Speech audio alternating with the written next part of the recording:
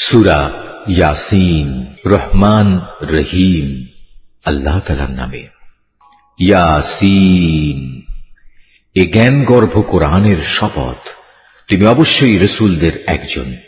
নিঃসন্দেহে তুমি সরল পথের উপর প্রতিষ্ঠিত রয়েছ। পরাক্রমশালী ও পরম দয়ালু আল্লাহ তাআলার কাছ থেকেই এ কোরআনের অবতরণ, যাতে করে এর মাধ্যমে তুমি এমন একটি জাতির লোকদের সতর্ক করে দিতে পারো যাদের বাপ দাদাদের ঠিক এভাবে সতর্ক করা হয়নি, ফলে তারা গাফেল হয়ে রয়েছে। তাদের অধিকাংশ লোকের উপরই আল্লাহ তাআলার শাস্তি বিধান অবধারিত হয়ে গেছে, তাই তারা কখনো ঈমান আনবে না। আমি ওদের গলদেশ সমূহে মোটা মোটা বেড়ি পরিয়ে দিয়েছি, যা ওদের চিবুক পর্যন্ত ঢেকে দিয়েছে, ফলে তারা ঊর্ধ্বমুখী হয়ে আছে। আমি তাদের সামনে পেছনে জাহেলিয়াতের প্রাচীর দাঁড় করিয়ে দিয়েছি এবং তাদের দৃষ্টি ঢেকে দিয়েছি, ফলে তারা কিছুই দেখতে পায় না। এই অবস্থায় তুমি তাদের আল্লাহর আযাব সম্পর্কে সাবধান করো বা না করো, উভয়টাই তাদের জন্য সমান কথা। তারা কখনোই ঈমান আনবে না। তুমি তো কেবল এমন লোককেই সতর্ক করতে পারো যে আমার উপদেশ মেনে চলে এবং সে অনুযায়ী দয়াময় আল্লাহ তাআলাকে না দেখে ভয় করে। হ্যাঁ, যে আল্লাহ তাআলাকে ভয় করে তাকে তুমি ক্ষমা ও মহা প্রতিদানের সুসংবাদ দান করো। আমি মৃতকে জীবিত করি, যা কিছু তারা নিজেদের কর্মকাণ্ডের চিহ্ন হিসেবে এই পৃথিবীতে ফেলে আসে, সেগুলো সবই আমি যথাযথভাবে লিখে রাখি। প্রতিটি জিনিস আমি একটি সুস্পষ্ট কিতাবে গুণে গুণে সংরক্ষিত করে রেখেছি। হে নবী, এদের কাছে তুমি একটি জনপদের দৃষ্টান্ত পেশ করো, যখন তাদের কাছে আমার পক্ষ থেকে কয়েকজন রসূল এসেছিল। যখন আমি তাদের কাছে দুজন রসূল পাঠিয়েছি, তখন তারা এদের উভয়কেই অস্বীকার করেছে। এরপর আমি তৃতীয় একজন নবীকে তাদের সাহায্য করেছিলাম। অতঃপর তারা সবাই তাদের কাছে এসে বলল, আমরা অবশ্যই তোমাদের কাছে রসূল হিসাবে আবির্ভূত হয়েছি। এ কথা শুনে তারা বলল, তোমরা তো দেখছি আমাদের মতো কতিপয় মানুষ ছাড়া আর কিছুই নাও। আসলে দয়াময় আল্লাহ তাআলা আমাদের জন্য কিছুই পাঠাননি, তোমরা অযথাই মিথ্যা কথা বলছো। তারা বলল, আমাদের মালিক একথা ভালো করেই জানেন, আমরা হচ্ছি অবশ্যই তোমাদের কাছে পাঠানো তার কয়েকজন রসূল।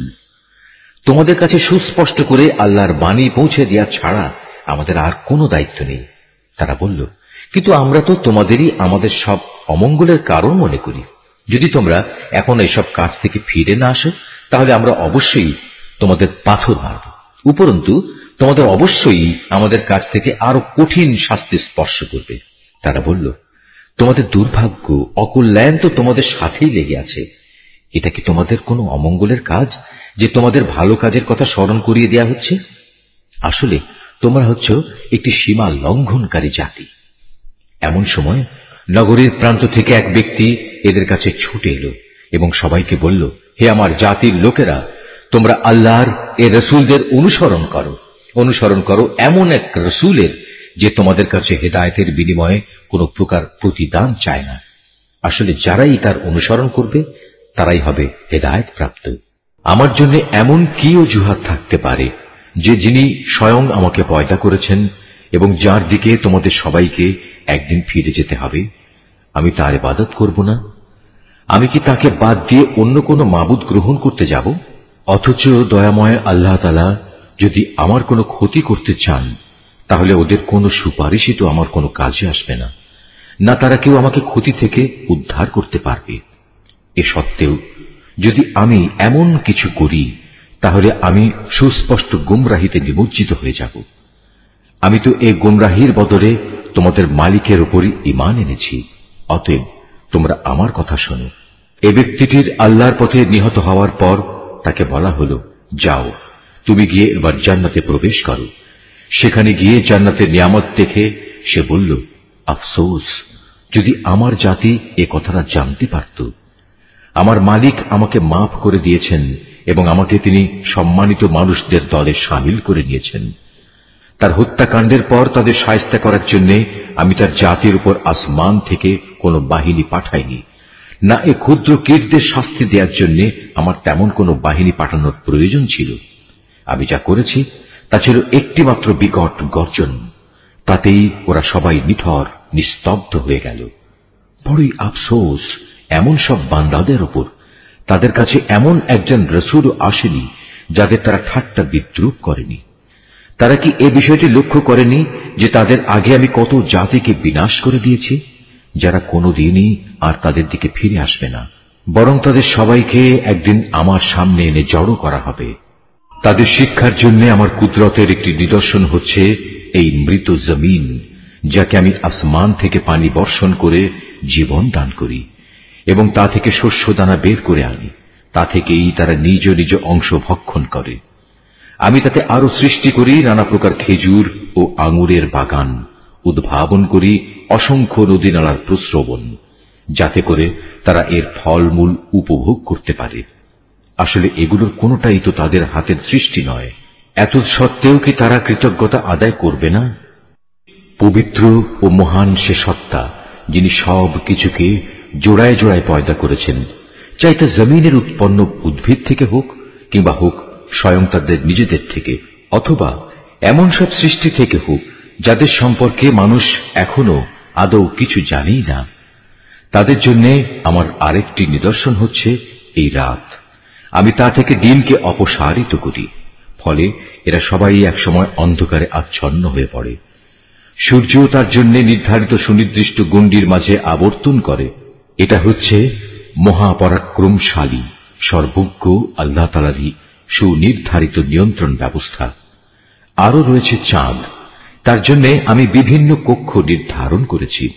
কক্ষ পরিক্রমণের সময় ছোট হতে হতে তা একসময় এমন ক্ষীণ হয়ে পড়ে যেন তা পুরনো খেজুরের একটি পাতলা ডাল।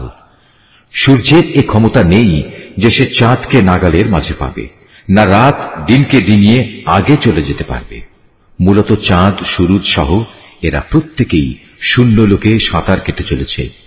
তাদের জন্য আরেকটি নিদর্শন হচ্ছে আমি তাদের বংশধরদের এক সময়ে একটি ভরা নৌযানে আরোহণ করিয়েছিলাম। তাদের নিজেদের জন্য সে নৌকার মতো যানবাহন আমি সৃষ্টি করেছিলাম, যাতে মাল সম্পদ সহ তারা আরোহণ করছে।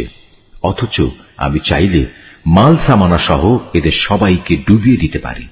সে অবস্থায় তাদের ফরিয়াদ শোনার মতো কেউই থাকবে না, না এদের তখন উদ্ধার করা হবে। হ্যাঁ, একমাত্র আমার অনুগ্রহই ছিল যা তাদের নিজ নিজ মঞ্জিলে পৌঁছে দিয়েছিল, এবং এটা ছিল এক সুনির্দিষ্ট কাল পর্যন্ত এ বৈষয়িক সম্পদ উপভোগ করার সুযোগ। যখন তাদের বলা হয় তোমরা তোমাদের সামনে যে আযাব রয়েছে তাকে ভয় করো, ভয় করো যা কিছু পেছনে আছে তাকেও, আশা করা যায় তোমাদের উপর দয়া করা হবে। তাদের মালিকের নিদর্শন সমূহ থেকে তাদের কাছে এমন কোন নিদর্শন আসেনি যা থেকে তারা মুখ ফিরিয়ে নেয়নি। এমনি ভাবে যখন তাদের বলা হয় আল্লাহ তাআলা তোমাদের যে জীবনোপকরণ দিয়েছেন তা থেকে কিছু অংশ অন্যদের জন্য ব্যয় করো, তখন এই কাফেররা ঈমানদারদের বলে, আমরা কেন তাদের খাওয়াতে যাব যাদের আল্লাহ তাআলা ইচ্ছে করলে নিজেই খাবার দিতে পারতেন? হে নবী, তুমি বলো, আসলেই তোমরা সুস্পষ্ট গুমরাহিতে নিমজ্জিত আছো। তারা বলে, তোমরা যদি সত্যবাদী হও তাহলে বলো কিয়ামতের এ প্রতিশ্রুতি কবে পূর্ণ হবে? এসব প্রশ্নের মাধ্যমে এরা আসলে যে বিষয়টির জন্য অপেক্ষা করছে তা তো হবে একটি মহা গর্জন। তা এদের হঠাৎ করে পাকড়াও করবে এবং তখনও দেখা যাবে তারা এ ব্যাপারে বাক বিতণ্ডা করেই চলেছে। এ সময় তারা শেষ ওসিয়তটুকু পর্যন্ত করে যেতে সক্ষম হবে না, না তাদের আপন পরিবার পরিজনদের কাছে আর কোনোদিন ফিরিয়ে আনা হবে। যখন দ্বিতীয়বার সিঙায় ফুৎকার দেওয়া হবে তখন মানুষগুলো সব নিজেদের কবর থেকে বেরিয়ে নিজেদের মালিকের দিকে ছুটতে থাকবে। তারা হতভম্ব হয়ে একে অপরকে বলবে, হায় কপাল আমাদের, কে আমাদের ঘুম থেকে এমনি করে জাগিয়ে তুলল? এ সময় ফেরেশতারা বলবে, এ হচ্ছে তাই কিয়ামত। দয়াময় আল্লাহ তাআলা তোমাদের কাছে যার ওয়াদা করেছিলেন, নবী রাসূলরাও এ ব্যাপারে সত্য কথা বলেছিলেন। মূলত এই কিয়ামত অনুষ্ঠানটি সিঙার এক মহা গর্জন ছাড়া আর কিছুই নয়। এই গর্জনের পর সাথে সাথে সবাইকে হাসরের ময়দানে আমার সামনে এনে হাজির করা হবে। অতঃপর ঘোষণা হবে, আজ কারো প্রতি বিন্দু মাত্র জুলুম করা হবে না। আজ তোমাদের শুধু সেটুকুই প্রতিদান দেয়া হবে যা তোমরা দুনিয়ায় করে এসেছ। সেদিন অবশ্যই জান্নাতের অধিবাসীরা মহা আনন্দে বিভোর থাকবে। তারা এবং তাদের সঙ্গী সঙ্গিনীরা আরশের সুশীতল ছায়ায় সুসজ্জিত আসনের উপর হেলান দিয়ে বসে থাকবে। সেখানে তাদের জন্য মজুদ থাকবে নানা প্রকারের ফলমূল, আরো থাকবে তাদের জন্য তাদের কাঙ্ক্ষিত ও বাঞ্ছিত সব কিছু। পরম দয়ালু মালিকের পক্ষ থেকে তাদের স্বাগত জানিয়ে বলা হবে, তোমাদের উপর সালাম বর্ষিত হোক। অপরদিকে পাপীদের বলা হবে, হে অপরাধীরা, তোমরা আজ আমার ইমানদার বান্দাদের কাছ থেকে আলাদা হয়ে যাও। হে বনি আদম, আমি কি তোমাদের এ মর্মে নির্দেশ দেইনি যে তোমরা শয়তানের গোলামি করো না? কেননা সে হচ্ছে তোমাদের প্রকাশ্য দুশমন। আমি কি তোমাদের এ কথা বলিনি তোমরা শুধু আমারই ইবাদত করো? কেননা এটি হচ্ছে সহজ সরল পথ। আর শয়তান সে তো তোমাদের আগেও অনেক লোককে এভাবে পথভ্রষ্ট করে দিয়েছিল, তা দেখেও কি তোমরা বুঝতে পারলে না? হ্যাঁ, এ হচ্ছে সেই জাহান্নাম যার ওয়াদা তোমাদের সাথে বারবার করা হয়েছিল। আজ সবাই মিলে তাতে গিয়ে প্রবেশ করো, যাকে দুনিয়ার জীবনে তোমরা অস্বীকার করছিলে। আজ আমি তাদের মুখের উপর ছিপি এঁটে দেব। আজ তাদের হাতগুলো আমার সাথে কথা বলবে, তাদের পাগুলো আমার কাছে সাক্ষ্য দেবে এরা কি কাজ করে এসেছে। অথচ আমি যদি চাইতাম, দুনিয়ায় আমি এদের চোখ থেকে দৃষ্টিশক্তি বিলোপী করে দিতাম। তেমনটি করলে তুমি বলো এরা কিভাবে তখন চলার পথ দেখে নিত?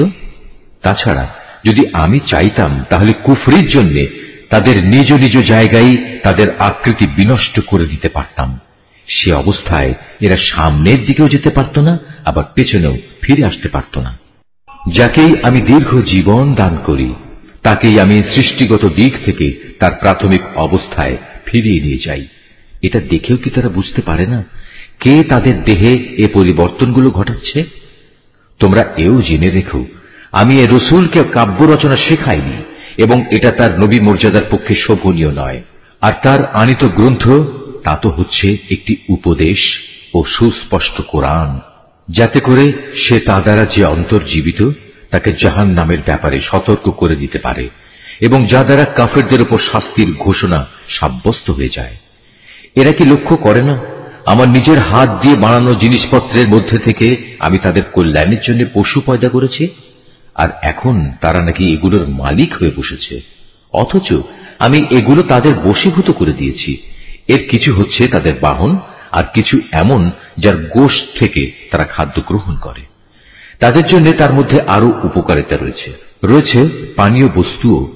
তবু কি তারা তার শুকর আদায় করে না যিনি তাদের এগুলো দান করেছেন? এ সত্ত্বেও তারা আল্লাহ তাআলার বদলে অন্যদের মাবুদ বানায়, তাও এই আশায় তাদের পক্ষ থেকে এদের সাহায্য করা হবে। অথচ তারা তাদের কোন রকম সাহায্য করার ক্ষমতাই রাখে না, বরং কিয়ামতের দিন তাদের সবাই দলবদ্ধভাবে জাহান্নামে এসে জড়ো হবে। অতএব হে নবী, এদের এসব জাহেলি কথাবার্তা যেন তোমাকে উদ্বিগ্ন না করে। অবশ্যই আমি জানি যা কিছু এরা গোপন করে এবং যা কিছু প্রকাশ্যে বলে বেড়ায়। এ মানুষগুলো কি দেখে না আমি তাদের একটি ক্ষুদ্র শুক্র কীট থেকে পয়দা করেছি? অথচ সৃষ্টি হতে না হতেই ক্ষুদ্র কীটের সে মানুষটি আমার সৃষ্টির ব্যাপারে খোলাখুলি বিতণ্ডাকারী হয়ে পড়ল। সে আমার সৃষ্টি ক্ষমতা সম্পর্কে নানা কথা রচনা করতে শুরু করল এবং একসময় সে লোকটি তার নিজ সৃষ্টি কৌশলী ভুলে গেল। সে বলল, কে মানুষের এ হাড় পুনরায় জীবিত করবে যখন তা পচে গলে যাবে? হে নবী, তুমি এদের বলো, হ্যাঁ, তাতে প্রাণ সঞ্চার তিনিই করবেন যিনি প্রথমবার এতে জীবন দিয়েছিলেন এবং তিনি সমস্ত কিছুর সৃষ্টি কৌশল সম্পর্কে সম্যক অবগত রয়েছেন।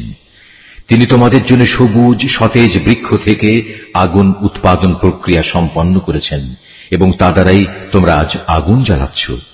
যিনি নিজের ক্ষমতা বলে একবার আকাশমণ্ডল ও জমিন সৃষ্টি করেছেন, তিনি কি পুনরায় তাদেরই মতো কিছু সৃষ্টি করতে সক্ষম নন?